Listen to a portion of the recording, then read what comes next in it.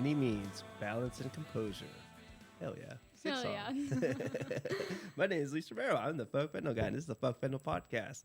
I have my friend, Little Amanda. Hi. Hey. Yeah, thank you so much for inviting me on. This is really cool, so thank you. Hell yeah. Thank you for coming. Man, I've been having fun talking to you Oh, for the yeah. last past hour. No, it's been great, yeah. So, where did you grow up, Amanda? I grew up here in, I was born here in La Mesa. Oh, okay, La Mesa. Yeah, La Mesa, Alvarado Hospital. And, I've lived in San Diego my whole life. Oh, nice. Yeah, I'm back in my childhood home, which is really awesome. Super grateful for that. And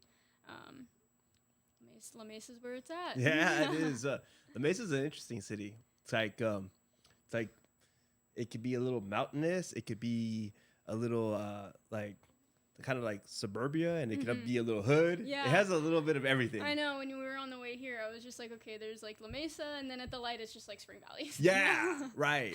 Spring Valley, yeah. And so that's am I in City Heights or am I in La Mesa? Or am I in El Cajon or am I in La Mesa? It's a trip, yeah. You get to that light, and it's like, okay, like right. here we are. Right. That's funny. I got family that grew up there, so I'm kind of familiar with it. Yeah. But when did drugs and alcohol become in the picture for you? I was kind of a late bloomer. Oh yeah. Honestly, yeah. It really started in high school. Oh, okay. I started with pills. I started with really? Pills first? With Vicodin. Yeah, I just like Vicodin? Yeah. What? Yeah. Where would you get that from? I was a tech theater nerd, so I no way. I can't see you being a nerd at all. Yeah, I did the audio portion for all the musicals and plays like for my high school. Yeah, and I kind of just fell into the. I mean, everybody's weird when you're 16 years old. Sure. But, yeah, everything's awkward. Everything's weird, but yeah, I started with Vicodin and like other like opiates when I was about like 15, 16. Holy shit, there was dude. a kid that he was a senior and his mom had like back surgery and wasn't taking her medication, so he was just kind of like pawning them off and selling them. Yeah. And I was just like, this seems cool. Oh, like yeah. and then it kind of I couldn't, I had two very like both my parents were really active in my life, so like smoking weed and getting away with it was like a little hard, just because my mom was always home and like coming home high was like I couldn't do it. It wasn't something I could get away with, so I was like, I can get away with doing pills, right? And after that, I started started seeing a psychiatrist and therapist. I got diagnosed with ADHD at a really young age. Oh, okay. And so taking pills was kind of normal for me. My mom started me on kind of natural supplements when I was about like 9, 10. Oh, really? And yeah, and like why taking supplements that or young? So I had a lot of like behavioral issues like growing up. I was just a really high-strung kid. Okay. And my mom was really convinced that I had like ADHD and like ODD, which is oppositional defiance disorder. And she was at home with me a lot. And from what she told me, I was just like this out of control, like kid.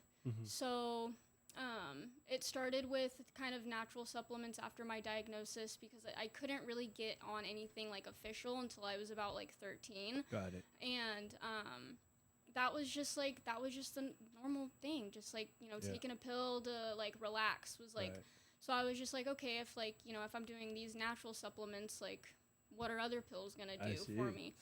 And this was like kind of around the time that like Tumblr was really popular, so I was online like a lot. I was very like chronically online, and it didn't take me long to like kind of get on the like drug side of Tumblr. Sure. So I was like learning about like all these like different like party drugs too. I don't know if you remember, like there's like this infamous picture. It's fucking awful. It's like a cereal bowl, and it's like a cereal bowl of like Lucky Charms, and it has like a quarter sheet of acid, mushrooms, and it has just like a bunch of like drugs in it. And I was like, that's really cool. Yeah. I want to do that. You want to do that, like because there was nothing really like wrong in my life. Like I just remember wanting to experiment.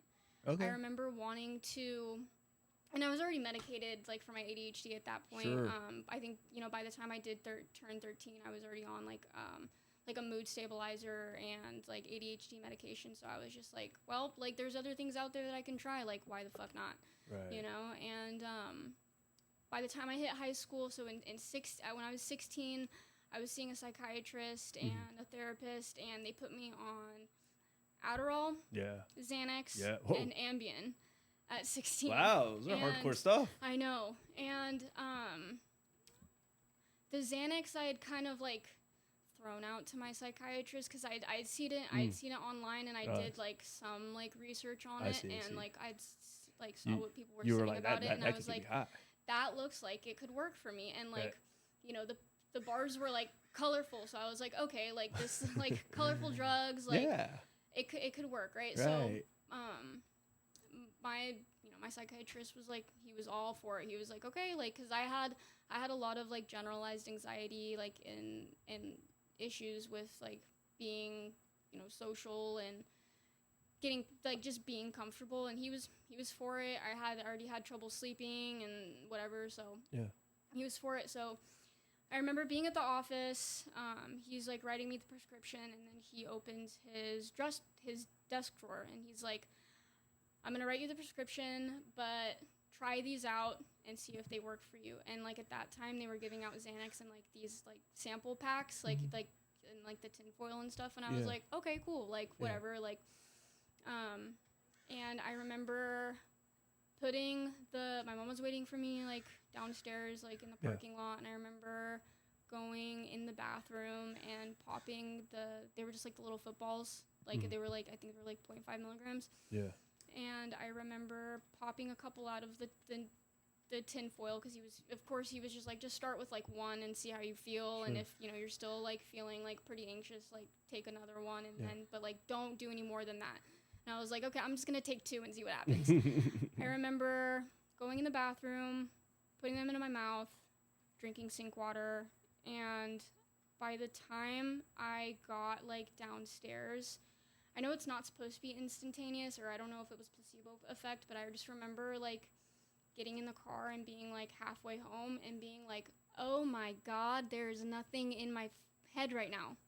Like, I'm not, it's gone. And I was just like, I couldn't tell you what I was crying about during that session. I couldn't tell you what made me so upset that day, or like whatever it was. It was just like that magic off switch that I craved so bad. And I was on Xanax for a really long time. I was on Xanax for about, I think, 4 years, like after that. And then was it upping the dosage type of thing? No, not really. Same type. But it didn't take me long to start abusing it. Sure. For sure. Because it worked. Because, you know, I was on Adderall all day, like at school. Yeah.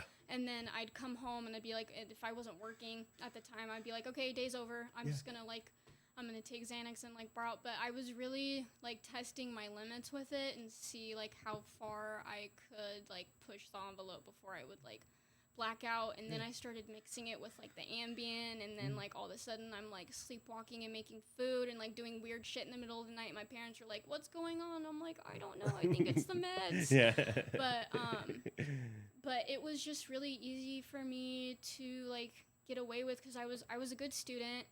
I did really well in school. I did extracurriculars. I had a job that I was like doing like part-time, like at 16, and like, you know, I was just trying to figure out, I was just like, how can I do drugs, and like, how can I get away with it while I'm like living at home? Because on the surface, you're a role model student, seems like. Yeah, I mean, I wouldn't say a role model, but like, yeah, I was decent at school. Good, like, I graduated with like, you know, almost a 4.0. Like, I wasn't, good. You know, for kind of, you know, experimenting with like drugs and stuff. And I think at that point too, like I had managed to like figure out how to smoke weed like with friends without getting caught, and like on like sleepovers and stuff. But you know, like drinking like never really appealed to me. I never really did the whole like high school like party thing. Like I liked doing drugs like alone in my room, like from the get-go. From the get-go.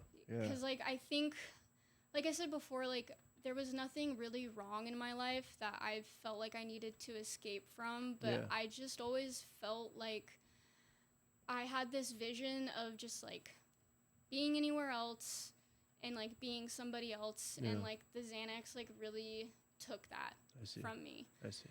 And then when I graduated high school, I moved to Arizona for a little bit, like just with a family member, and that's when things like really took off because I thought I could I was like, I'm leaving home, like fuck you guys, like you know, like I'm gonna experience life, like I was like 18, 19 at the time, and I was just like, you know, this is gonna be great. And then that's when I started raving out there. Yeah, I started raving out there. And what part of Arizona? What part wasn't I in? So I started out in Mesa. You know, I bounced around from like Gilbert, Scottsdale. When I moved out with my family member, I was like kind of just couch surfing and stuff at that point until I got my apartment. Got it. But when I was like living with that family member, though, I started raving, and that's around the time that I tried ecstasy for the first time. Those are the territory of raves. Yeah. So I was like, you know, everybody, you know, talks about how fun rolling is. You know, I might as well just like give it a shot. Was it like a little character, or was it just like a regular? I can't remember. I think I started out with the capsules of Molly, and then I remember. Like as I got older, I was really into like press pills. The first UDC I went to, like I would take a full Tesla and I'd be gone. No shit. And that's like 400 plus milligrams of ecstasy. Yeah. Wow. I would just like run off, and then like nobody could find me until 6 a.m.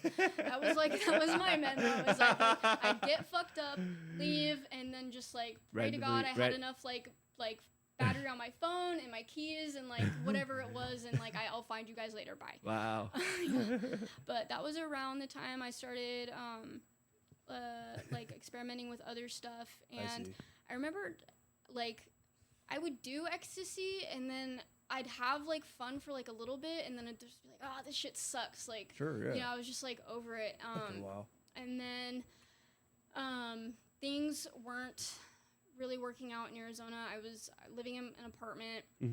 I was working like 3 jobs to like pay rent, and like and like all in the meantime, like, you know, I'm doing drugs. I'm, you know, I did start drinking out there, and like I just couldn't, like I was already just like burnt out with just like trying to like survive, that I was like, okay, we're just gonna go back home. Like it was really, I did it for 3 years, and I just ended up going back home. I was in a relationship, and like it ended like on like good terms, like circumstantially. In Arizona? But, like, but I was just like, I was unstable. Like they had like a big like life-changing event that like I didn't necessarily want to be a part of, and I just was like, it's just better if I just like go home and try to like get my life together. And I was off Xanax and Adderall at that point. I was just smoking a lot of weed, drinking, doing ecstasy. I think I did acid a few times, but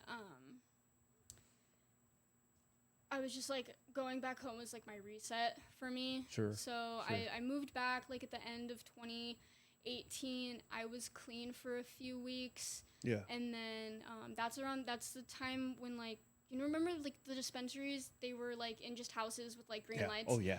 So there were like little sign across. There were a lot in like Spring Valley. So I was like, like, I was just like, you know, like I already had a job set up. So I was like, okay, I'm just gonna like kind of be sober for a couple weeks or however long, see how it works out, and then go from there. And so it wasn't long until I was like smoking weed again, and you know, I had this good like call center job like downtown. So it was like I'd go in at 6, get off at 2, and then I would just like fuck off for the rest of my day. But so come 2019,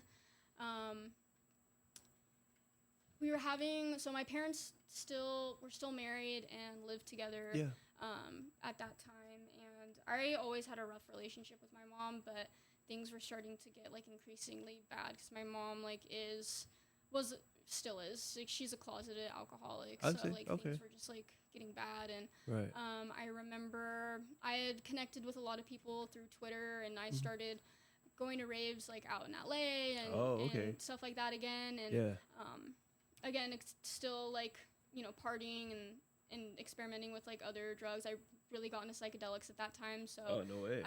So I started doing like a lot of acid, a lot of shrooms, a lot of like liquid LSD, and I was just, I was like, okay, like this is good. Like, I have friends now, like I'm partying and I have this good job, and like that's what I felt like that was like, I have a good life. Yeah, like, you could do that forever. I'm doing drugs, but I'm having a good life. Right.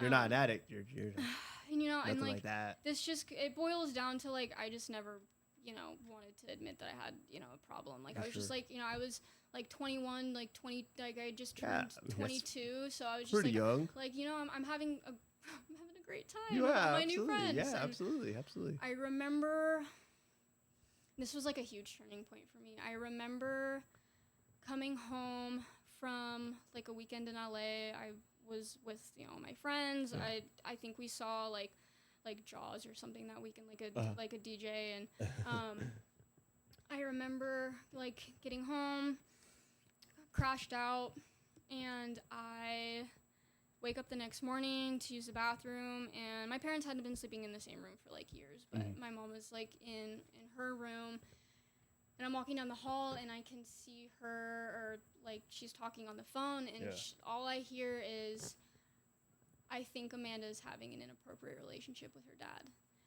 And I said, whoa. I was like, hold on. And this was a huge turning point for me because I used drugs like just to use. I feel like I did, other than, trying, quote unquote, to manage my anxiety with Xanax, I never really used because I thought like I was depressed or there was something wrong with me, or my home life was really bad because like I grew up like in a 2-parent household, like very privileged. Dad had a good job, mom stayed at home. Like I had a relationship like with my sister when we were younger, and good home life. Yeah, good home life. So hearing that, that's a nasty rumor. That broke me in so many ways because absolutely.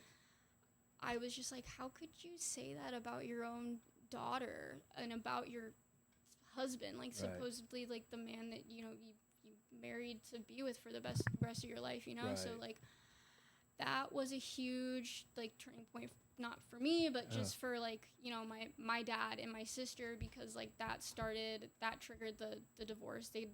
My dad filed for divorce, like, shortly after that, because I remember... Yeah, absolutely. I remember telling her, like, okay, like, maybe get off the phone. Like, what are you talking about?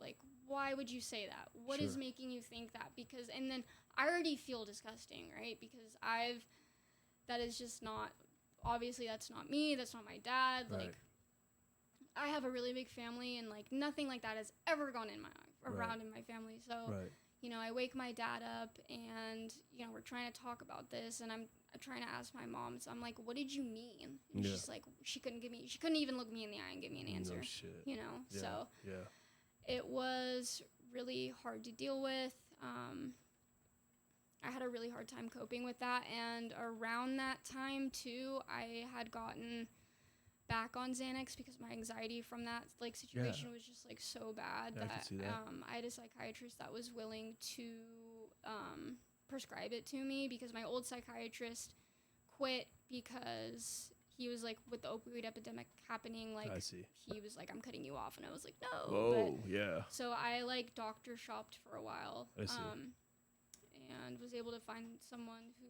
could prescribe it to me, and I just went off the rails with it for a while because I knew it would like shut everything down. Like, I didn't really have to like think a whole lot on it, but then I started abusing it like in the same ways that I did in high school, and I actually I went out for another weekend in LA, and I had taken some before like I went home, and like I ended up like rear-ending someone like in traffic, and I was just like, fuck, dude, like that was a close one. Like that, because I just remember being like so tired, like so sad, like on top of all the other drugs that I was just like had like no dopamine, and then like you know, just I was lucky there wasn't any damage to his car, not that it matters, I still did something wrong, but like but so it just started to get kind of like out of control, and a month later, I went to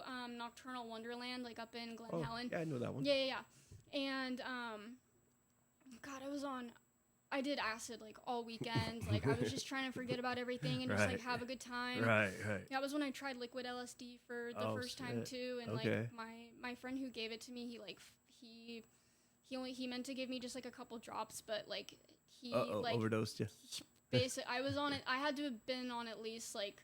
He was just like, I'm so sorry, but I just gave you about like 7 to 10 like tabs worth, and I was like, okay, like this is good, because I was used to, because I would do like 4 or 5 tabs and like just be on a sick one, be good, and you know, and just like trip the whole night, and this was like, I remember trying to walk across like a bridge or something, and I just had like a total like snow globe effect where it just like everything like shrunk, and I was just like in this tiny little like 360, and I snapped out of it, but I came, and my dad had just my dad's in corporate for In-N-Out Burger, and he had just moved at that point within that year to like a corporate position. He had been a store manager for like almost 30 years. Okay. So big promotion. So with his job, he was traveling and doing quality control for all the stores up and down the West Coast and stuff like that. Yeah. So he was gone a lot. Sure. And I remember coming home from Nocturnal like really late at night, like after the weekend, and like my house was empty. Yeah. So my mom and my sister had moved out. Okay. While my dad and I were both gone, and it was just it was. Didn't say nothing, just left. They just left. Wow. And it was really weird. I just remember like looking around the house and just like it just felt like a chapter of my life had closed, because even though obviously what my mom said was horrible, I didn't have a good relationship with her for a really long time. Like I can't, like, you know, she's my mom, right? Yeah, so it was just really it was really weird, like coming home to an empty house, and then like you know, I had all my animals, and like I had to explain to my dad like that, you know, they were gone, like, you know, they had moved out, and I stayed. I didn't have any contact with either of them. I didn't have a good relationship with my sister for a really long time. Because of that? But because of that, my sister has as of recent, said that my mom like also accused her of like doing the same thing. God, wow. Yeah. And which I didn't know about. I thought it was just like like she was just accusing me of doing that. But I see. She had kind of painted a really horrible like narrative to my sister that and to my, you know, and to anybody who would listen, that like, you know, my dad was like traveling and like hiring prostitutes like you know, like squirreling all this money away that he didn't have, and like it was just very like this elaborate story. Well, yeah, it was a huge like holy shit moment to me. So I was just like, you know, you know, my mom was in my life for, you know, 22 years at that point. I didn't even know who she was like anymore, but right. You know, I know now that, you know, a lot of it has to do with you know, the drinking, and like I don't know if she does any like drugs or anything like on top of that, but she had some issues though. Totally. So I just cut contact with them for, you know, for a really long time, and kind of just, you know, lived my life accordingly. You know, I went to other raves and shows, like, you know, in LA, and at that point I had quit the call center job. This is like late 2019, like 2020 at this point, and I started working for the dispensaries. Oh, you know, shit. I went from like customer to budtender. Yeah, and I wasn't doing Xanax anymore. Like I think my psychiatrist like wouldn't like prescribe it to me like at that point anymore. She's just like, you can manage like your anxiety like without this. I was like, okay, whatever. But it didn't take long for me to like find it, like when you're in that like line of work, you can find just about anything. And I started I started like, selling weed on the side, and I was selling weed for like 6 hours a day, and like you meet all different like types of people. Oh, sure, dude. Yeah, so it was like I could like get a hold of like anything at that point. And I had as far as like the partying goes, I had really found it with like shrooms and acid, and like I dabbled in coke a little bit, and it was just kind of like, okay, whatever. Like the shrooms and the acid, it was strictly like only like a party thing. It wasn't something that I was doing like in my free time, because like I feel like that's when it gets weird, is like when you're doing drugs alone is when it gets like that's sad. You don't do that. Psychedelics alone is just like I never understood that, but I did it once. It sucked. I'll kind of skip ahead, but the one and only time I did acid by myself, because I was like, okay, my dad's gone, you know, like whatever. It was the day Trump got shot. Oh, fuck. So like, I'm like, what a trip. So I was like, oh no, like I'm gonna go into like, I will go into a political psychosis, like if I continue this trip. So I see. So I was like, I have to get out of this now. And at that point, I wasn't doing Xanax. Like I was just doing coke. I was just like, I need to stop this trip like right now. And I hit my connect up and was like, hey, can you drop off like a bottle of Xanax to me? Oh shit! Stop the trip immediately. Stop the trip. I was like stop, get out of it. Yeah. Oh god, dude. But yeah, when I was bud tending, it was weird. I was just like, because I thought I had it going on, Oh, I was for sure. just like, I'm making all this money. Yeah. I have like all these connections. You get tipped a lot, right, for being a bud tender? Yeah, and like I had kind of the early morning shift, so I got to keep a lot of like what I made, like tip wise to like myself. Oh, like, cool. Getting paid under the table, like, it's awesome. Wasn't so bad, and I felt especially when you're young. I know. I was just like, I felt, it's shitty, but like, yeah, I felt cool because it was, like, I was kind of like, I was living the life. I was doing kind of like what, I didn't have a 9 to 5. Like, I wasn't, I didn't feel like I was kind of the like cool friend, like in my group, because I had like all these connections.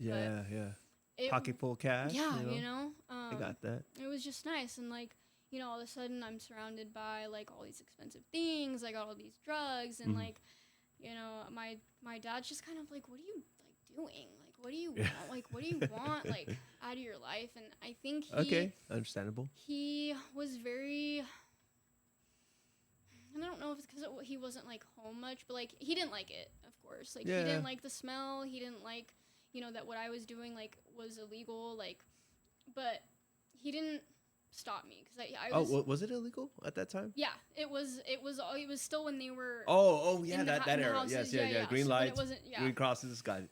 And it wasn't until, so it was the day after Thanksgiving. Yeah. And I had the 6 a.m. shift, and I was with like one of the managers, and I remember just like it got really quiet. Yeah. Like it just got like really like weird and quiet. I had just finished like serving this one guy, and like there were TVs like everywhere, so we could see. Yeah, like, you can see the cameras. monitors. Yeah. And it just got really quiet, and then like all of a sudden like we hear a helicopter. Oh no. Hear a helicopter, and my manager is just like, "Oh fuck, we're getting raided," and I was like. What?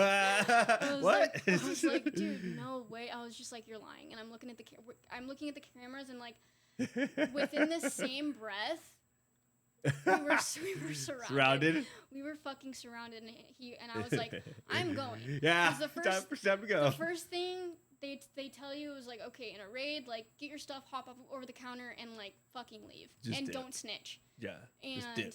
He was just like, where? And I was like, well, I'm not staying here. Like, be fucking for real. Yeah. So I got my stuff. I waited in the lobby, and they busted the door down. Like, fuck. I was in cuffs. I had like an AK to my back. Like, it was nuts. And I was like horrified because I didn't have any like. Is this the feds or the state? Huh? It was feds. Oh, okay, that makes sense. So at that point, like, I only had speeding tickets. Like, I didn't have like a record. Yeah. And they're asking me all these questions, and I was just like, I don't know anybody. Like I showed them my license. I had an Arizona license. And I was just like, I'm just visiting my family for Thanksgiving. I was like, I didn't know any of this was illegal. And I'm like, and you know, I'm in sweats and a hoodie, and I'm just like, please God, like, if you can get me out of this one, you know. And they took a picture of me and they let me go, and like I booked it to the car, and I just like got the fuck out of there. And like, you know, I didn't hear the end of it. Like I went, you know, and I went back. You know, like I helped like after he got raided. Yeah, no, well, it was we set up a shop like the next day. Oh, and like, wow. Yeah, and but I went back because I was like, okay, like, you know, I got out of this one. You know, it was just like I don't see it happening again. Really? Yeah, I was like, I don't see this happening again anytime soon. So it was a one-time thing. It was only, I was just like, well, when you're making like $800, $900 like a week, it's kind of like, you know, like fuck it, because like. That was my festival money. That was my drug money. Sure. I wasn't paying rent. You know, like it was exactly like, you know, what I wanted. I was exactly where I wanted to be. Yeah. And I never heard the end of it because everybody else like went to jail that day, and they were like, they let you go. And I was just like, first of all, I didn't have any weapons on me, and I didn't have any priors, and I didn't have any warrants. I was like, it's just kind of like a system thing, like at that point. I was like, well, I came back, so it's not like it scared me off. And I kept doing that for a while, and it was around like when COVID was kind of like rumoring to like be in the shut States. Down. And I started doing Xanax again. I was like the Mexican Xanax like at that point, and right. It was like a lot stronger. That's kind of scary because that's the fentanyl-laced stuff. Yeah. So, but I remember just like, I remember just my abuse, like just using it all the time. I was just like out of control. Like there was a time where I went to the grocery store with someone that I was like dating, and like I couldn't like.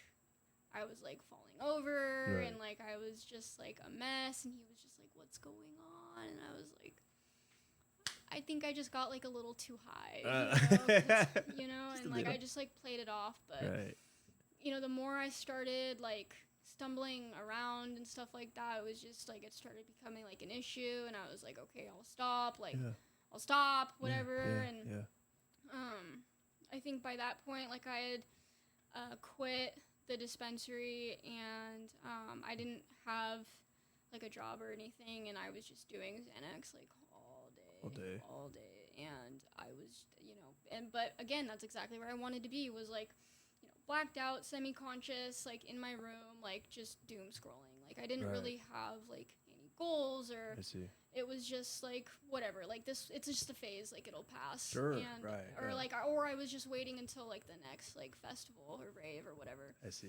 And then the borders closed. The borders closed because of COVID, and like I'm hitting my connect up, and he was just like, hey, like I can't go over the border right now. And I was like, what do you mean? I was like, well, do you know someone else? Like what's like like help me out here. And he was just like, no, like everyone's dry. And then I got really sick.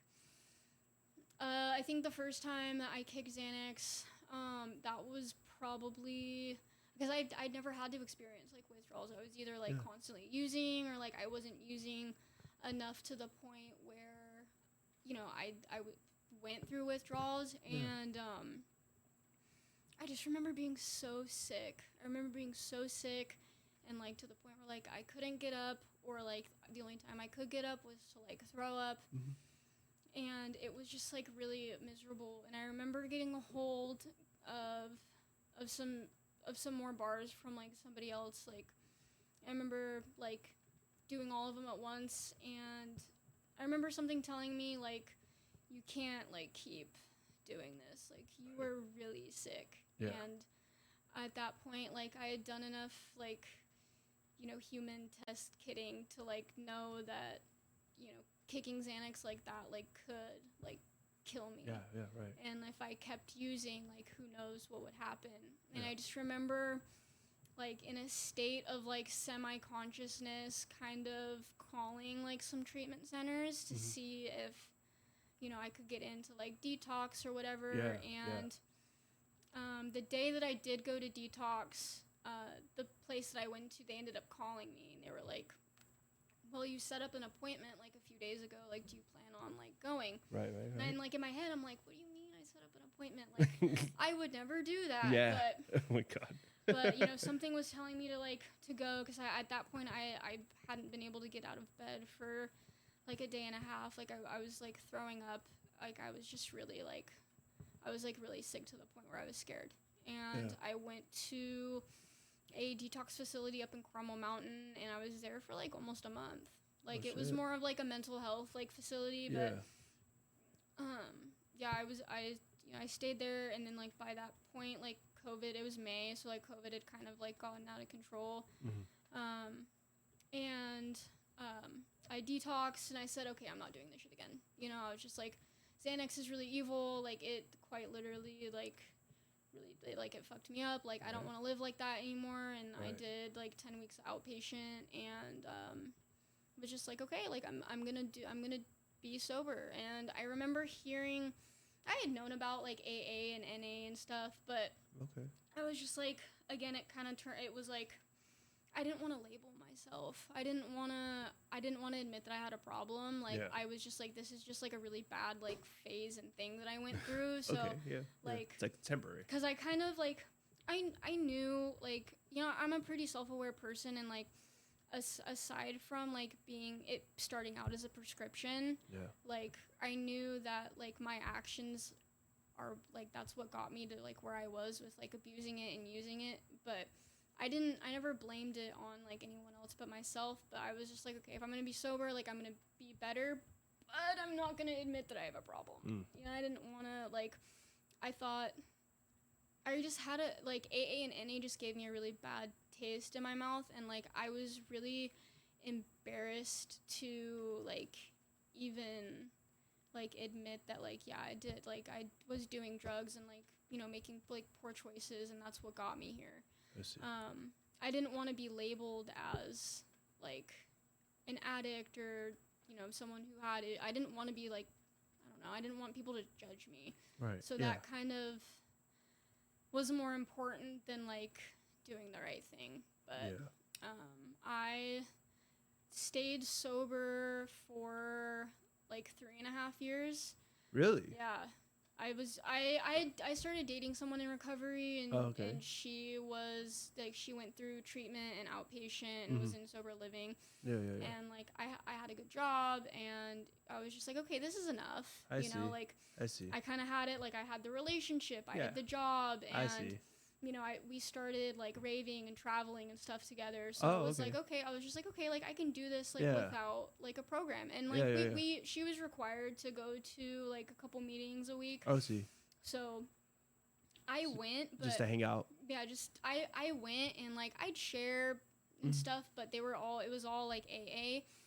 And I just remember just like telling myself like, I don't fit in here. Like I did drugs, I didn't really drink. And I felt like if I started like doing NA, I was like, that's too far, because like I was only doing pills. Like I wasn't you didn't fit in right here, and you didn't really fit in right there. I wasn't doing crack, so it was like, you know, like whatever. You weren't smoking fentanyl. I wasn't doing in downtown. Right, so I was just like, I'm not that bad. Yeah, you're not that bad. Like, you know, I love that, dude. You know, like, you know, I just partied a little too hard. Sure, and like I was just like, oh, kind of like poor me. I just like went through that phase, and like, you know, now I've like seen the light, and I'm gonna move on, you know, with my life. And I just, because I remember sharing about my experiences, and just having to like change the verbiage where like, oh, like I'm Amanda now, I'm an alcoholic, and it's like, I didn't like how that label felt, and I was just like, girl, you did drugs, like you didn't drink like that, like I felt exactly the same way. I know, and it's just, and again, it kind of fell into the like, oh, like I didn't want to admit that I had a problem in a room full of people that have problems. You know, it still didn't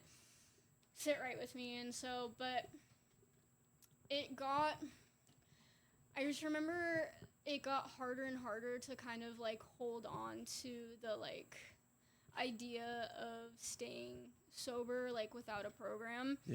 because I would see how it would work for other people and other women especially. Yeah. And then I'd get mad because I'd be like, what the fuck? But at the same time, it was like I didn't want to do the work. I just wanted being sober. I wanted having a job and like, you know, being in a happy relationship to like be enough. And like, I felt like I was doing something with my life because I was like doing the things that I wanted to do and traveling and experiencing. And I was like, okay, like I can live like this. Yeah.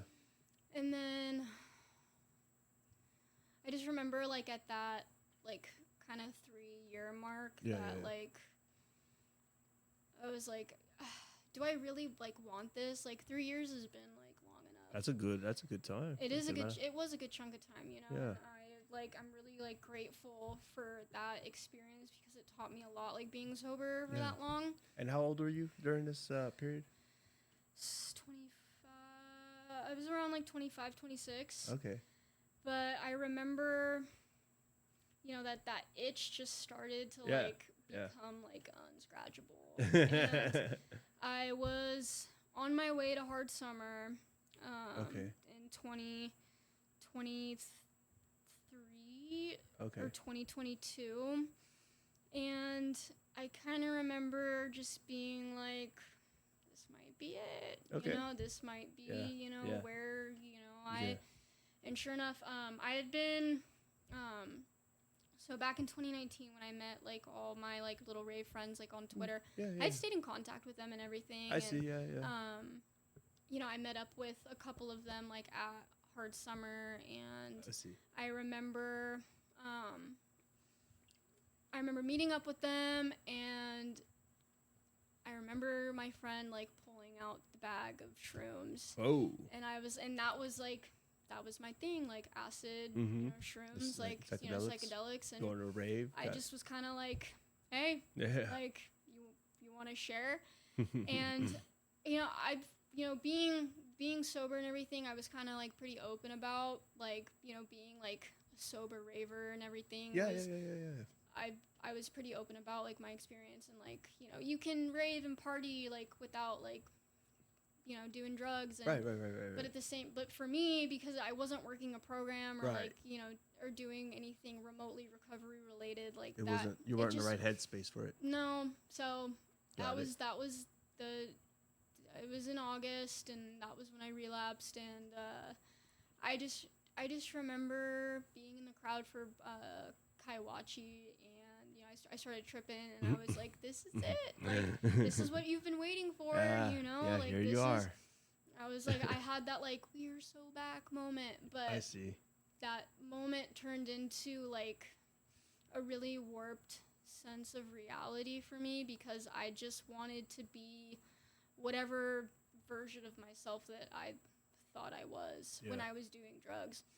And it spiraled out of control so fast. Like, so by August, I didn't have a lot like going on. In September, I was going to Ohio for Lost Lands, and I just remember going all the way out there and just being like absolutely like thwacked the whole time. Like, oh shit.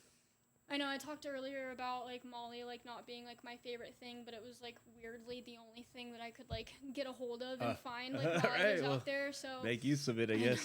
So fucking I was just like, I was, you know, drinking, I was, you know, rolling all weekend, and I just remember like, I had a like, I hate saying this because I feel like it glorifies like using drugs, but not all of my experiences like when I was using was like they were horrible. It didn't really get horrible until like the very like end. That's kind of how it always goes.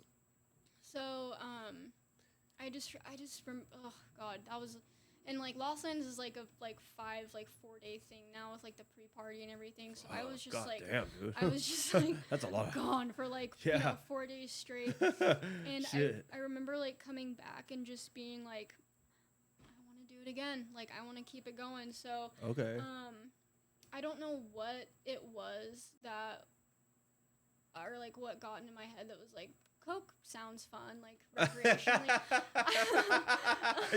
I was those thoughts happen. I know, because like I had only done like Coke and like you know like a party setting like a few times, but Yeah, I was already like, I had been on Adderall for like 13 years, like at that point, never abused it, but I was like, you know, maybe this will just like give me a cool edge. Sure. You know, Gotcha. and Gotcha. I found a connect that wasn't like too far away, and that was, you know, consistent, and you know, it started with a bag a week, and then all of a sudden, like, you know, I'm like making plays for both my dealers, and like I'm doing all this shit that's like way out of character, and I remember her hitting me up. She called me, and my connect was like she was freaking out. She's like, hey, I'm going to Mexico and I don't have anyone to watch my dog, like, can you do it? And I was like, yeah, girl, like, I got you, you know. I was like, no big deal. And she's like, I'll hook you up fat. And I was like, oh, say no more. I was like, say less, you know.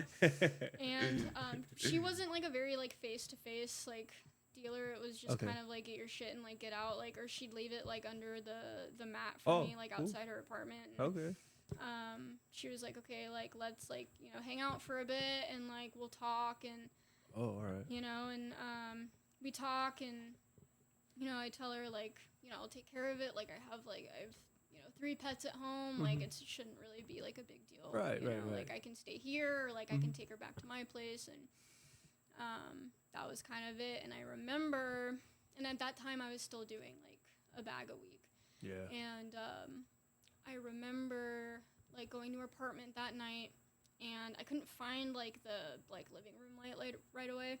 And I remember flashing my phone light to figure it out. Her carpet lit up like a fucking Christmas tree, and I was like, this is not happening right now, because that's insane. Yeah. But lo and behold, I picked out all the coke out of her carpet for the duration of my stay there. I carpet surfed that bitch hard, and hell yeah. I picked out about tsunami waves probably of cocaine. Did literally. I was geeked like the whole time I was there. I was either, you know, I was smoking weed, I was drinking, and I was coked out, and I was just like, this is like everything I could have asked for, like, God. You know. And so I picked out at least like 3 or 4 grams like out of her carpet, and then she gave me 6. Wow. And so that is like more coke than I had seen like realistically in my entire life. And like all of a sudden I'm sitting in my car, and I'm like, holy shit. Yeah. Right? And I go home, and then it just like, and then I was just off the rails. It's like, it was very like, you know, it was like, I do it in the morning to wake up, and and before work, and then I do it to after work, after I got home, to like get some stuff done, and then like I'd call it a night, like, you know, at the end of the day. And it just, once I had access to all of that, it was just like, okay, now I'm just gonna do it all the time. Yeah. I'm just gonna do it all the time, and like, who cares, right? Like, you know, my dad, like I said earlier, like, he travels a lot for work, so it was like, he's not really seeing like what's going on, and that was really scary time, like, for me, because it wasn't long until you know, I was doing it, I was partying, I was gone all the time, I was like either in LA or, you know, out of state somewhere, and then it just became a part, like, I couldn't not do it like every like 30 minutes. Right. And I remember when it got like really bad that like I was staying up for like, you know, 3-4 days straight, and I was like, okay, like, who cares? But then like the auditory and like visual hallucinations started happening, and like, you know, I was seeing like shadow people and hearing voices, and I was like, fuck, dude. And like I mentioned earlier that like the only time that I did acid by myself, it just happened to be the day like Trump got shot, and I was just like, I need to get out of this like right now. Well, my other connect like told me, was like, hey, if you ever need anything else, like, I have like Xanax and perks and like you know, all this other stuff. And she was getting it in Mexico, like from the pharmacy, like out the bottle. So I was like, okay, like this could work, you know, like, you know, I've done, you know, it's been like almost like 4 years since I've done Xanax at this point. Like, what could go wrong? What could go wrong? What could go wrong? What could go wrong? So I remember she dropped it off to me that night, and I took that first bar. It was like the 2 milligram bars. It was over. It was Just over. like that. It was over. I forgotten how good it felt to do Xanax, you know. And right. so I started off slow though, because it was a 90-day like prescription bottle, so I didn't want to like just blow do it all through it. Right. Here, I'll show you on my phone. But Yeah, I started keeping track of like how Really? much I was doing, because I wanted to like be responsible. Oh yeah, absolutely. You want to document like, your dosage. Yeah, I wanted to. Very responsible. So I don't know how. Okay, so this is like where it starts. Okay. But like if you just. Holy shit. I know. So if you just. The Amanda scroll, show? Yeah. I thought it was like hot shit, dude. Hell yeah. Like, I don't know. The Yeah, Amanda if show. you just like scroll, like you can just kind of see like. Wow, you know. holy shit, dude.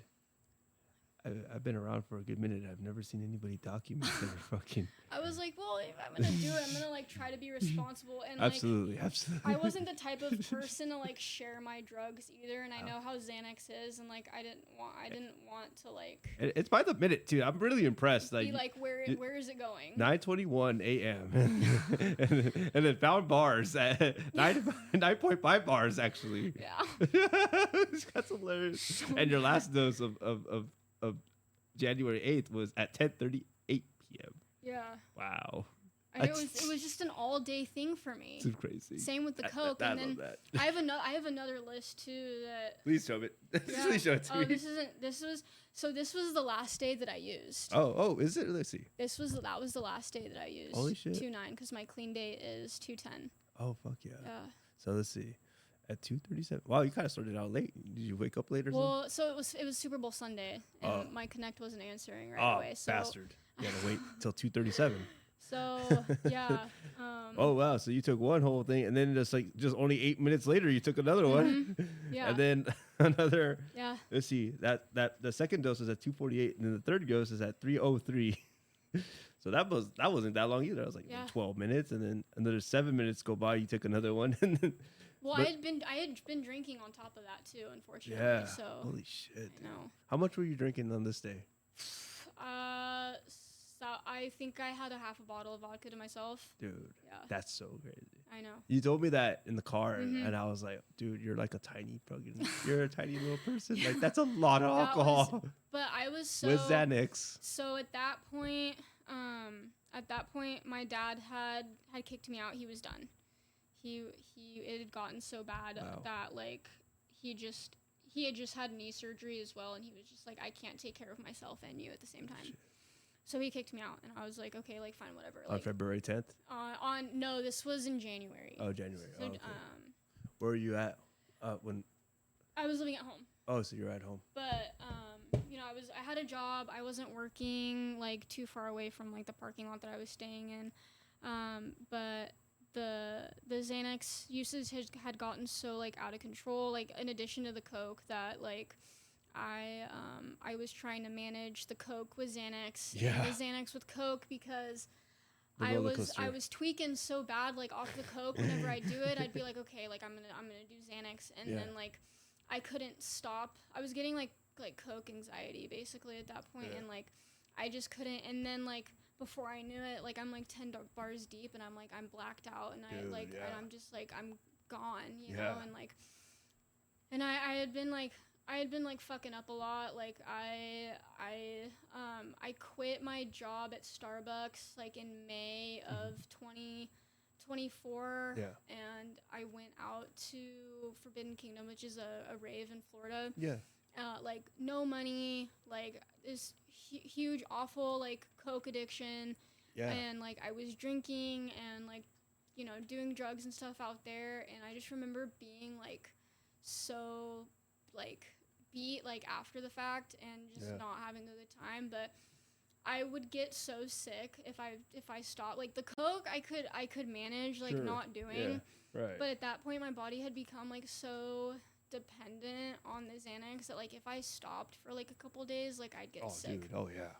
I was, because I would kill a bottle of Xanax. There was like, in, like, 3 days. Like, the whole 90 pills in, like, 3 days at that point. Like, it was so bad. I believe it. I saw the proof in your phone. It's crazy. And, so I got a job at Cane's, and I was like, okay, it's gonna be different. You know, I at that point though, like, all my emotions were starting to, like, catch up to me. Just like the using and the just, like, constantly, like, feeling like shit, like, and being like, okay, like, it's getting like pretty bad. Like, I'm not really having, like, fun anymore. And, like, I'd still try. I'd still, like, you know, I'd still try to, like, go out and, like, convince myself that I was having a good time, but it was just, like, not fun. And, like, I realistically, like, I was sick all the time. Like, my nose was fucked up. Like, my body was fucked up from, because Xanax, like, really fucks your body up. Like, oh, fuck yeah, dude. it really, I didn't understand, like, the consequences of it until I, like, actually, like, stopped and got clean this time around. So like, September rolls around, I had been doing, like, Xanax, like, all day at that point. And for whatever reason, I'd gotten my ass up at, like, 4 in the morning, 3 in the morning, and gotten my Cane's uniform and, like, started, like, driving, like, barred out. And oh, shit. Scary. Horrifying. And the worst part is, like, I don't remember. Yeah. You know, and I mean, the other worst part is, like, I'm putting myself at risk. I'm putting, like, people on the road at risk. And that was already kind of out of character for me. I remember because, like, usually when I got fucked up, I was pretty good about, like, you know, Ubering or having people, like, drive me around. But I don't know what it was. But I totaled my first car, like, somewhere in downtown. Yeah. And I remember being so scared that I was gonna get caught because of, like, it finally kind of, like, hit that I'm like, girl, like, you're fucked up right now. Like, you could go to jail right now. And I refused, like, EMS services, like, when EMS came. Oh, shit. I had crashed that car, like, when I was clean, and, like, you know, when you crash a car and the airbag goes off, like, the seatbelt locks. So I had a seatbelt extender, like, in that car. Oh, okay. And I remember what really, like, literally knocked me to my senses was I hit the barrier, I hit the divide, and, like, I couldn't have been more than, like, 80, 90 pounds at that point. So, like, my head hit the windshield. Oh, shit. Like, I hit the windshield so hard that I was like, holy fuck, where am I? Yeah. You know? And, like, my head was fucked up, my eyes were fucked up, and I remember, like, refusing treatment because I'm like, no, because if anybody, like, was smart enough to talk to me for, you know, a couple minutes, they would have known that, like, I was under the influence. And I was just, just keep saying no, you know, no. So car gets towed to a junkyard, cop drives me home. My dad was out of state, and I was just like, ugh, I'm just gonna, like, call it a night. Sure. And I remember, like, trying to, like, you know, break the news to him, and he was just, like, really, like, what are you doing? You know, like, what are you actually doing? Because, like, he knew something was up. He knew that, like, I wasn't, like, clean anymore. Like, I was drinking kind of, like, at home when he was around, like, casually, or, like, you know, smoking weed, like, outside and stuff. So he knew something was going on. But he was just like, I just didn't tell him. I was just like, I don't know what happened. Like, I was out late and I hit the barrier, like, whatever, you know? Sure. Try to brush it off. Yeah, but no, I mean, he, like, I had 2 black eyes for, like, 2 weeks, and, like, that was really, like, that was really hard to, like, sit with, like, looking yourself in the mirror every day. And, like, I bet. I was just like, okay, maybe this is gonna be enough for me to stop. Like a wake-up call, I wanted it to be, like, really bad, but, like, I couldn't, like, and I remember my dad would take me to meetings, because, you know, at that point, he was just like, okay, like, in order for you to, like, stay here, you know, like, you need to start going to meetings again. Okay. You need to start, like, reasonable. Because, like, who's gonna take care of me when, you know, I have my surgery and this and that? He's just like, I need you to, you know, pull it together. And I was like, okay, like, whatever. But I couldn't do it. Nope. I couldn't do it. He took Damn. me to a couple meetings, and like, I think what really did it was, or at least like when I tried for like that like kind of month, was that like the withdrawal, like trying to kick like Xanax, like that was just, I was just like, I don't want to go through that. So talking about that at meetings helped, and but I got a car a month later, and I was like, we're on and cracking. On bitch. and cracking, like, yeah. We're back. Like, yeah, you know, I had a car. Like, I had money. Like, actually, for that month, because I wasn't, I was working, and I wasn't buying drugs, and I was just like, you had money saved up. You know, I was just like, whatever. I was just like, yeah, Amanda show's on again. It's like, and that's what it was. And because, everything was always on my time. Yeah. Everything was always, and I didn't have any friends. I didn't have anybody to answer to. So everything, for me, quite literally, was, on, my time. And I was just, okay, I'm only going to do, a little bit. Or, I'm only going to do, a quarter bar, a half bar, just to get me to sleep, or whatever it was, and that didn't last. By December, it just was I was just sick. I was having a lot of chest issues, chest pain, and that was scary, because I was like, well, you've been doing coke for 2.5 years at this point. What do you think was gonna happen?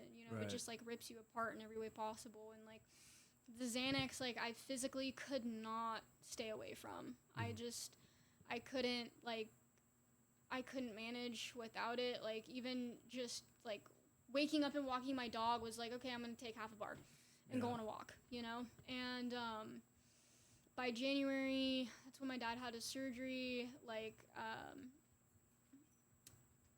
I remember being clean the day of his surgery, but the withdrawals were so bad that, I was lying to everybody that I was just, sick, that I had a cold, that I was just, I was just sniffly, I don't feel good. And I was still using, after, his surgery and everything, and I was supposed to be the one, driving him around to his appointments, and, couldn't do it, because I was, fucked up the whole time. And he just finally said, he was just I can't do this, anymore. I can't, I can't recover with you around, and, you can't recover, in this house. You have to do something for, so I started, scrambling and, trying to see if I could, get in anywhere, and, I didn't have health insurance, at the time, so, it was, I would either have to do, private pay, or county funded, or, county funded, but, that was gonna take 30 days, and, I just remember, trying to, beg my dad to let me stay until I could, find... He was just like, no, you're done. And I was like, fine. I was like, okay, if this is how you want it, then I'll just fucking go. And I lived in my car for not long. Honestly, it only lasted, a month. So, just about. So that last list that I showed you, that was the last day that I used. It was Super Bowl Sunday, and, I'm not gonna lie, I got pretty comfortable, living in my car. It was after a while, because I could just do drugs in a parking lot all day. It was it was my home away from home, I just got comfortable, being a piece of shit, honestly. And I had a decent routine. Whatever, I'd shower at the Planet Fitness, get ready for work, and then just go to sleep in my car, so. That last day, though, I remember there was, the parking lot that I was, staying in, there was a liquor store in it, and I just, I hit up my plug in the morning, and was just like, hey, can I pick up, bars from you, whatever, I only want, 20, I couldn't, that is 20, just 20. Well, I just 20, but I couldn't afford the, full bottle, because at that point, I was using to, just to die, because, I was just, I felt like a piece of shit for, putting my dad through, what I put him through, and I just felt like a piece of shit because I couldn't get it together, and, I think it had been that way for a long time. I just didn't want to admit it, but for a while, it was just okay, how how much can I take until I actually overdose? Like, what can I do to, like, just, like, not, you know, wake up at that point? And, I mean, it was just, you know, whether I was doing it all day or, like, I would just, like, dump however many bars in my hand and then just fucking swallow and just hope for the best. Like, it just never... I think my tolerance was so high, too, that it was just, like, a joke at that point. I just...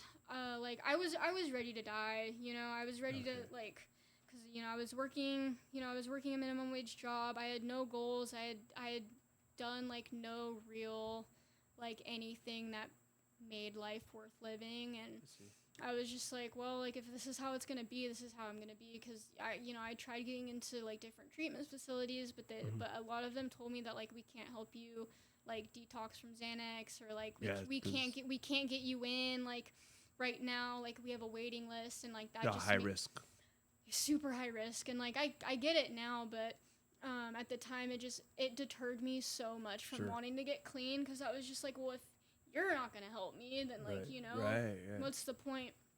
So that last day, though, it was Super Bowl Sunday, and I remember hitting my plug up, like, kind of early-ish in the morning, and lagging, and I remember getting out of the car to walk to the liquor store, and, like, someone was and something in my head was just like, don't do it, like, don't drink today, like, don't drink today, because I had never really drank and done Xanax at the same time, but I know the combo is, like, not fucking good, and I had, like, only done it with, like, people around to make sure that, you know, I actually, like, didn't die while I was partying or whatever, and I drank that day, and then I remember driving drunk to the plug's house. We do the exchange, whatever, you know, first bar goes in my mouth on my way to the parking lot, second bar goes in my mouth as soon as I parked, third bar goes in my mouth, like, and the last thing I remember is hitting the back seat. And the next thing I remember is a cop telling me that he's charging me with a DUI. Oh. And I go, a DUI? Yeah. What?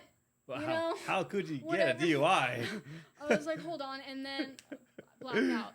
Oh shit. Blackout. That was like, and I think, you know, now I look at it as, like, God showing me, like, okay, like, this is what your life's looking like right now. Like, what are we gonna do? What are we gonna do? And the next thing I remember is I'm in the back of what I assume, like, was an Uber. I go to get out of the Uber, and I fall on my face, like, I recognize that I'm at my dad's house. I hit my face on the concrete. Last thing I remember. Last thing I remember is walking up the driveway and, like, not even getting to the door, and, like, that was it. Next thing I remember, I'm in the hospital. I'm, like, still covered in blood. I have IVs in both arms. And, you know, the first thing that comes out of my mouth is, what the fuck? Yeah. What the fuck? And I'm, like, all confused. Like, I don't really know what's going on. Like, I know that I'm at Grossmont Hospital. Like, and that's about it. And I have, you know, a doctor comes in, a nurse comes in. They're looking at my eyes, they're looking at my face, and they were like, they asked me if I remember anything. I say no. Like, do you remember, like, do you know where you are? And I'm like, yes.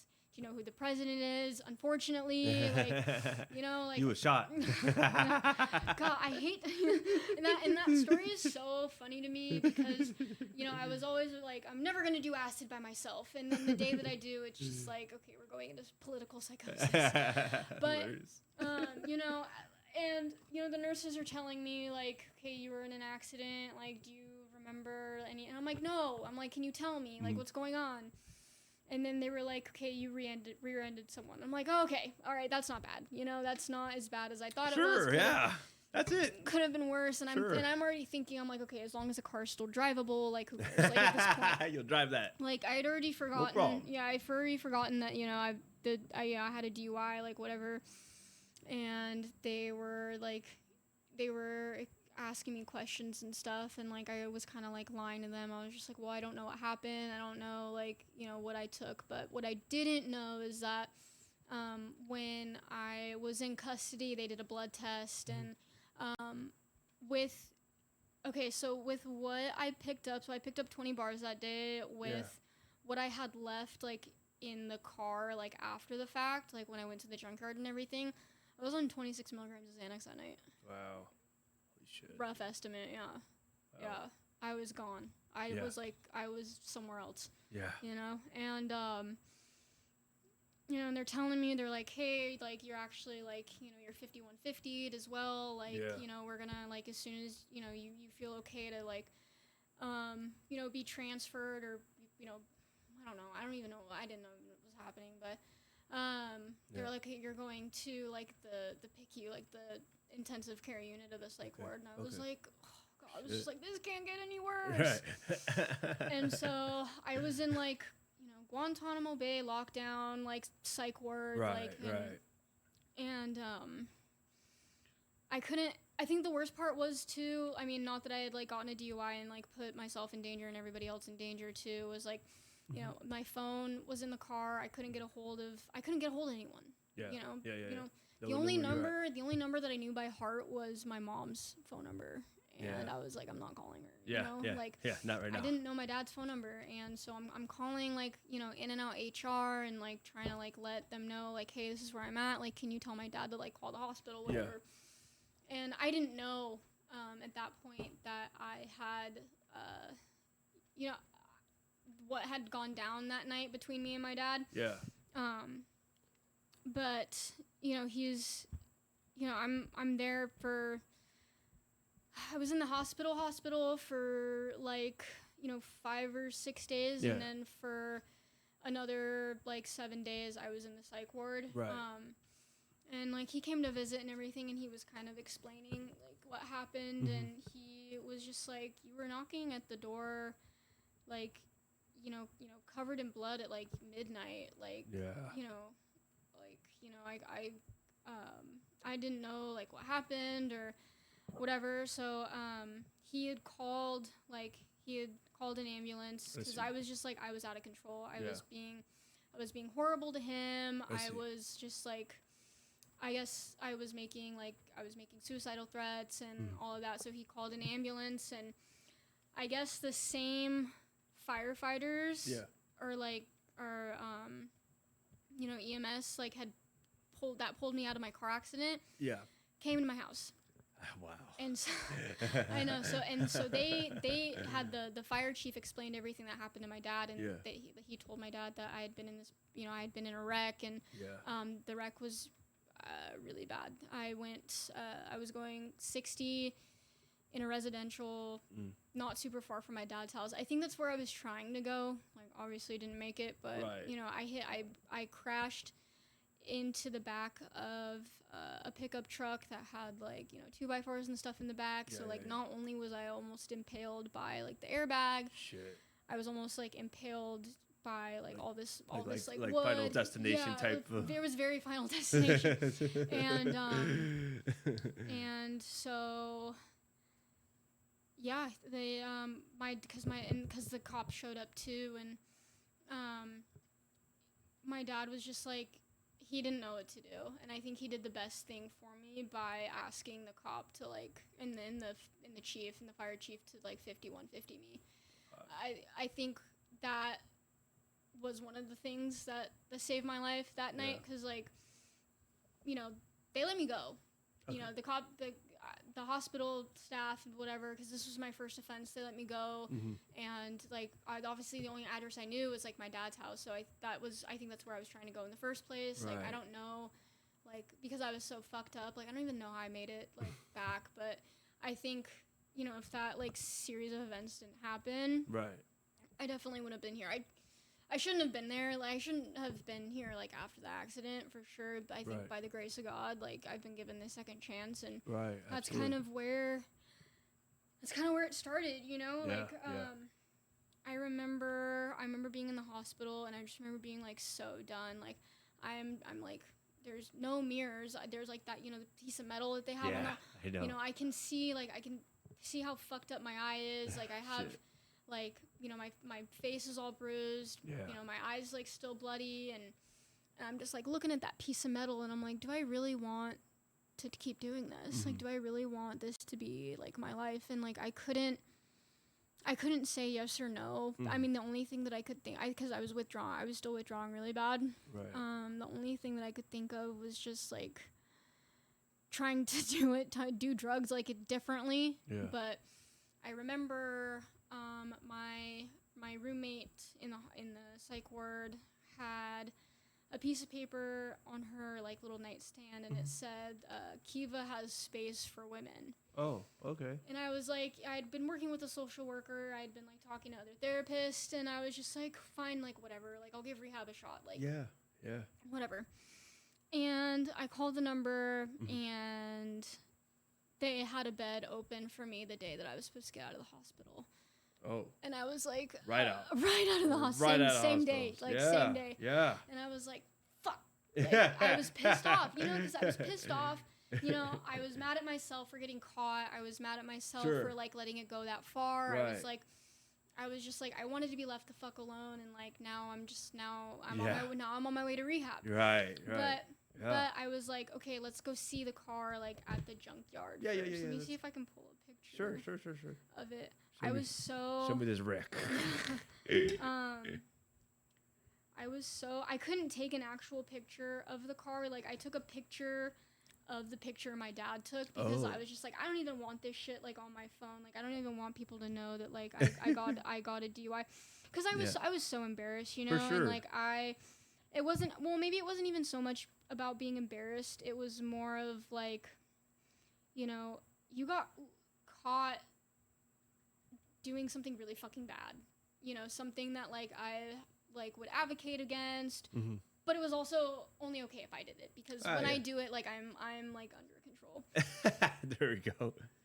Holy shit, dude. Yeah. Fuck. Yeah, that car ain't coming back. No. R.I.P. Yeah. Holy Yeah. shit, man. Wow. That'd be so crazy if those 2x4s just would have went right Straight, through. I would have died. Done. Yeah, I mean, it was already. I mean, I'm 4'11", so it's already bad enough that I sit like 10 centimeters away from the steering wheel. Right. Like there were so many so many factors of aside from like using that could have caused me from not coming back from that accident. Right. A lot of it was just like, I was sick. I was anything could have. Yeah, it was horrible thing that I did, and I was really like, I hated myself for it, definitely, because I didn't want to be the one that got caught for drinking and driving. It's like a second time, or like being under the influence and like fucking their life up for like a DUI, because like it's just bad. Like, so many people die, like innocent people die from it, and it's always the driver that seems to like survive those types of accidents. And Right. I'm so lucky that I didn't like kill anybody that night, because it was Super Bowl Sunday, so if like, of course, people are going to be like out and about, like it's a miracle that I walked away from that. And Absolutely. I remember getting to Kiva, or let's run that back a little bit. There was the day that I got out of the hospital, like I like begged my dad. I was just like, I need to go to my car to the junkyard to see if they'll let me like pull anything out of it, whatever. They didn't, because it wasn't registered to me, and like my name wasn't on anything. They were just like, no, like we can't, like whatever. And I was just like, please, and my dad's like trying to like I had all my stuff in there. I had my whole life in there. Yeah. My dad's like trying to like slide the money, like, hey, can you just do this one time for my kid? And oh God. But I remember I was just like, I know I have Xanax somewhere in here. Yeah. I know, and I found it. I found it. I had 6 bars left, and pocketed that shit and like went on my way. But we had stopped back at my house so I could like pack like whatever clothes I had left to take to rehab with me. And like I hit it, and I was like, okay, I'm gonna come back to this, because I at that point I didn't know what I wanted. I didn't know what I wanted to do, or if like staying clean was gonna help me, But yeah, I got to rehab, and I was like, oh fuck, I don't want to be here, like. Yeah, for sure. That was my my first time like in an actual like treatment center, like 'cause when I detoxed the first time, it was more of like just detox, and like I did it more of like the like a mental health way, you know. And this was my first time like at I was shocked.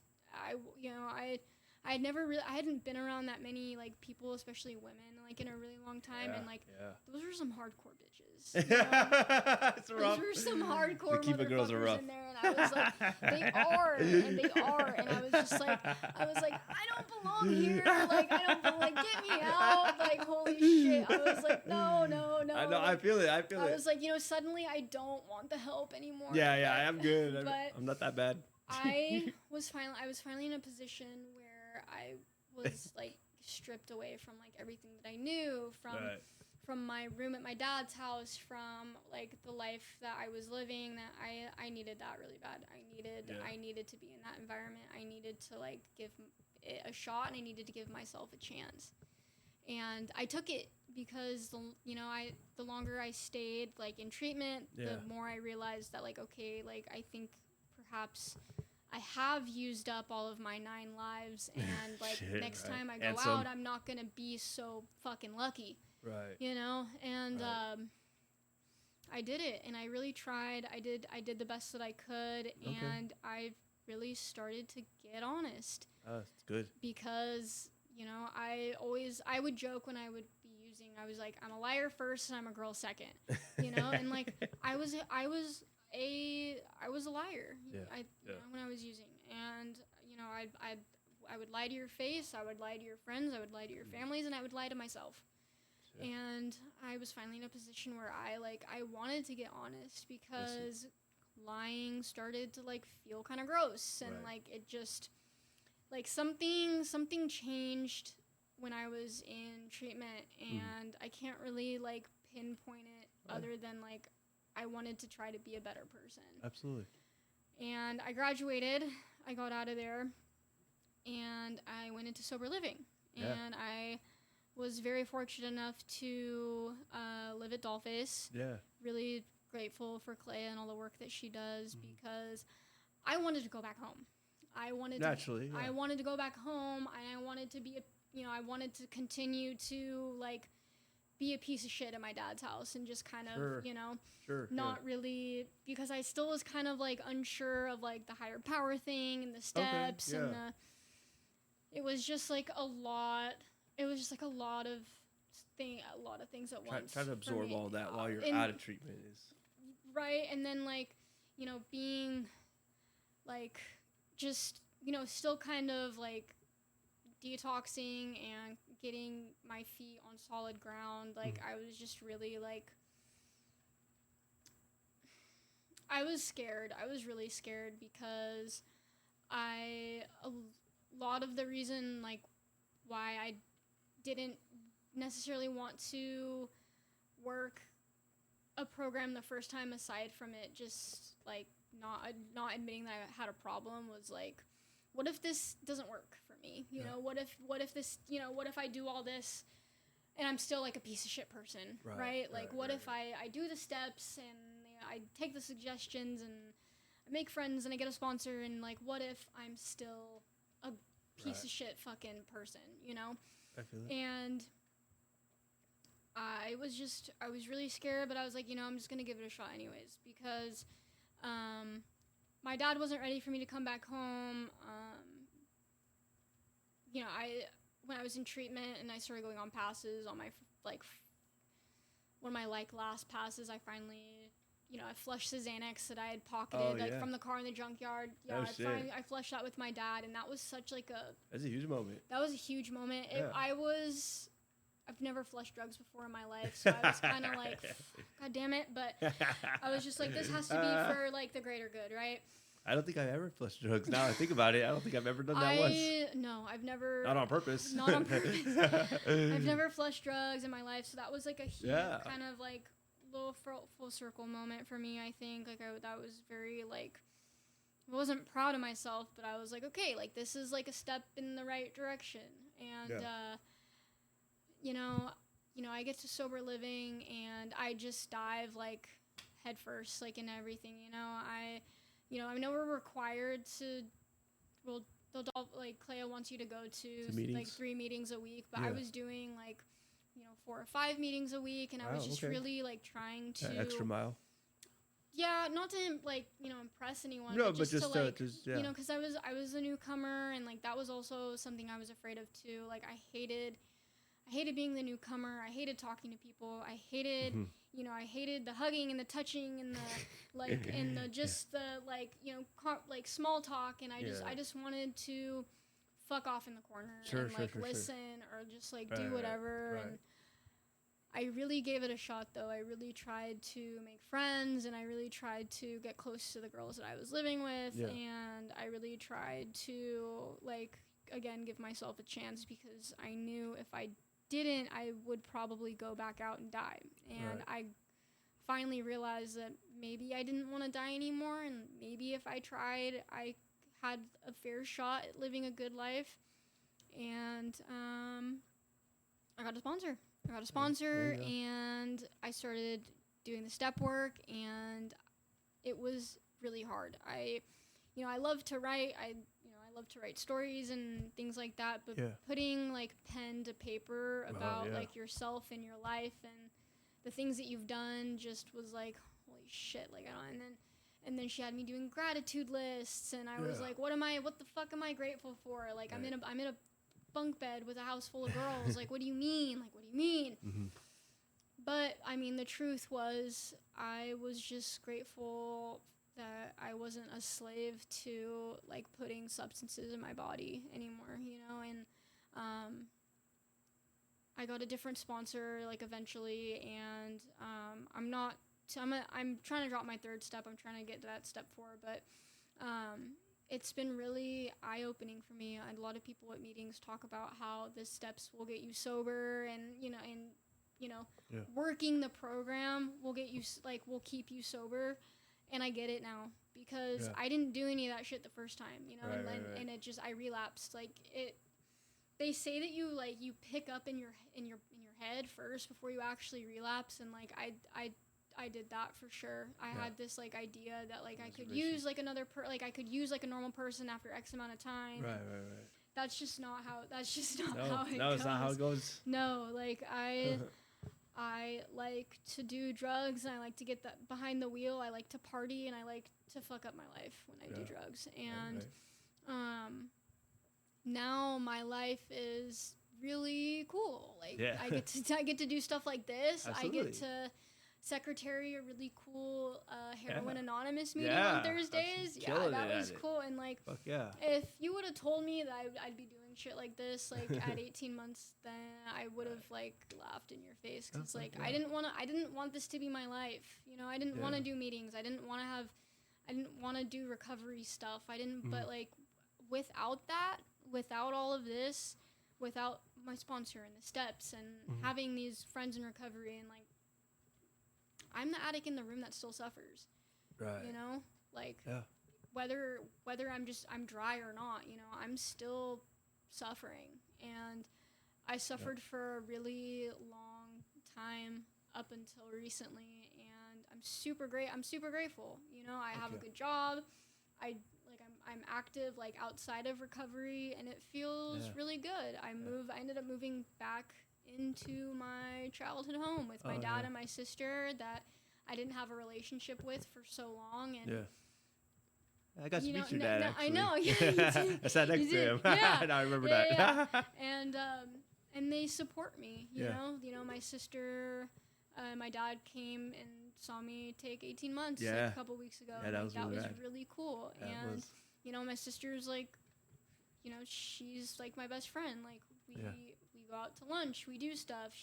She asked me for advice, I asked her for advice, and like I still have a lot of work to do to repair both relationships, but without this program, I wouldn't have any of this, and I'm really dedicated to having a future because I have the tools in my box to live a good life. Absolutely.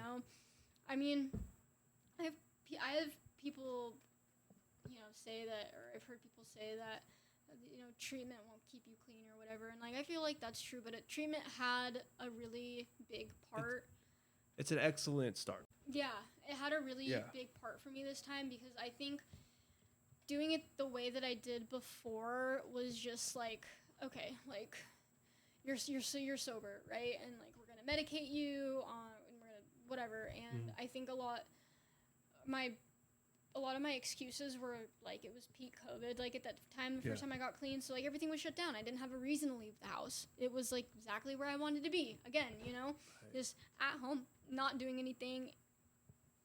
And now I look forward to going out. I look forward to attending events and seeing my friends and doing things that make me happy, because I get to do that now.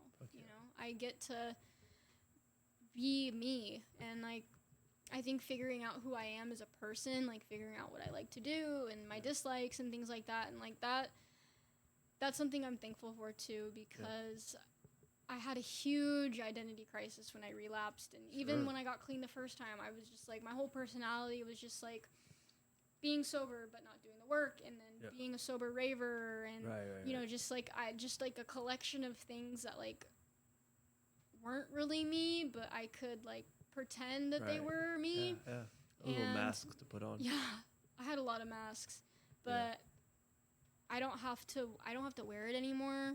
Like, I'm comfortable with who I am, and I know that I work a good program, and that life is so much better than being held up in your room all day, like strung out, blacked out, whatever, you know. Absolutely. I'm really grateful. Oh yeah. Well, thank you so much for coming on here. You are so welcome. I absolutely love you. I love you too, man. You're like such an awesome fucking person. Aw, thank you. Thank you. You are too. I think the work that you do for the community is tight. Oh, thank you. Like, thank you. Oh, and Amanda said I'm known in the rave community, which is kind of cool. It makes me feel badass. Yeah, fuck fentanyl is pretty popular, at least amongst the people that I was hanging out with. Hell yeah.